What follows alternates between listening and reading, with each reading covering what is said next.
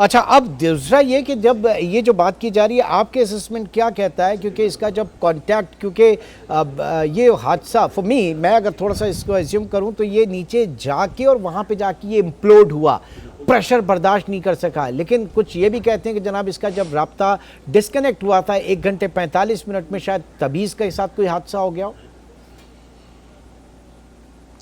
असल में तो जैसे आपने अपने इंट्रो में कहा कि हर 15 मिनट के बाद इसको अपने जो सपोर्ट शिप है उसके साथ राब्ते में रहना, और उसको एक हम अपनी ज़ुबान में चेक रिपोर्ट कहते हैं कि जस्ट टू इंडिकेट कि आई एम सेफ। तो वो तकरीबन 1 घंटा 15-20 मिनट तक तो वो सेफ रहा। उसकी जो रिपोर्ट्स हैं कम्युनिकेशन की वो बिल्कुल अच्छी आ रही थी। लेकिन जब वो तकरीबन 3000 मीटर क्रॉस किया उसने, तो उसके टेल सेक्शन से कुछ क्रैकिंग नॉइज़ आना शुरू हुई। तो जो पहला मैसेज उसका आया उसके अंदर उसने बताया कि कुछ नॉइज़ेस आ रही हैं, बट ही सेड कि I will continue my descend. उसके कुछ अरसे बाद उसके अंदर एक RTM सिस्टम था जो रियल टाइम हल मॉनिटरिंग सिस्टम है, तो उसके अंदर भी उसकी रेड लाइट्स ऑन होना शुरू होगी, क्योंकि सबमरीन पे जो सेफ्टी रिलेटेड पैनल होता है उसमें ग्रीन और रेड लाइट्स होती हैं। तो वो तमाम सेफ्टी लाइट्स उसकी रेड होना शुरू हो गई। तो ये भी उसने कम्युनिकेट किया कि मेरा इस तरीके से रेड लाइट्स ऑन होना शुरू हो गई। दैट मीन्स उसके हल में कुछ इश्यूज आना शुरू हो गए थे। अपने प्रीवियस एक्सपीरियंस की वजह से वो उसको दोबारा रीलोड करना चाह रहे थे।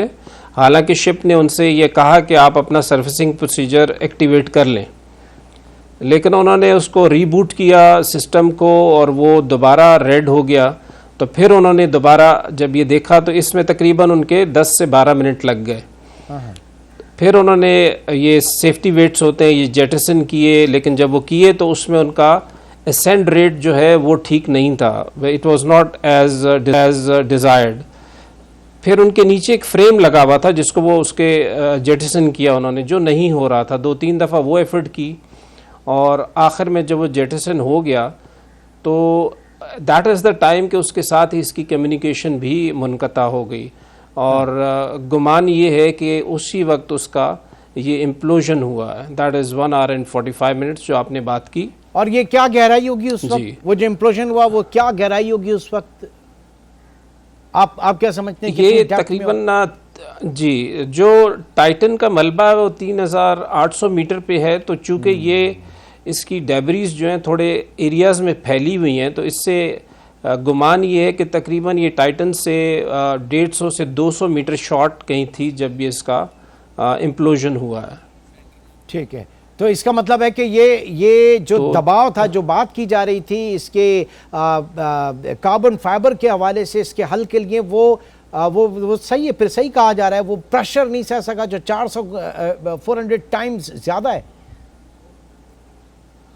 जी बिल्कुल, आप सही कह रहे हैं। जो कार्बन फाइबर है उसका 1 टाइम यूज़ तो अलाउेबल है, लेकिन अगर आप उसको दोबारा इस्तेमाल करें 2-3 दफ़ा, ये चूँकि इसका 5वां ट्रिप था, तो उसमें जो फटीक फैक्टर है वो actually that came into play, और उसकी वजह से ये प्रॉब्लम हुआ। इसीलिए जो आपने इंट्रो में कहा ना कि जो स्पेशल एलॉय है स्टील या टाइटेनियम के, वो फैब्रिकेट इसीलिए किए जाते हैं कि उसमें इलास्टिसिटी होती है। अच्छा, अब एक सवाल और दूसरी जी आपने 2 पॉइंट और किए थे, मैं उनको भी थोड़ा सा टच कर लूं। जो आपने कहा कि इसमें लोकेटर नहीं था, बिल्कुल आपने सही कहा, ये एक इसका डिज़ाइन फ्लॉ था। और दूसरी बात कि ये इसमें जो पैसेंजर्स को अंदर बिठाने के बाद इसको बाहर से बोल्टेड कर दिया जाता था, और ये भी इसका बहुत बड़ा एक डिज़ाइन फ्लॉ था।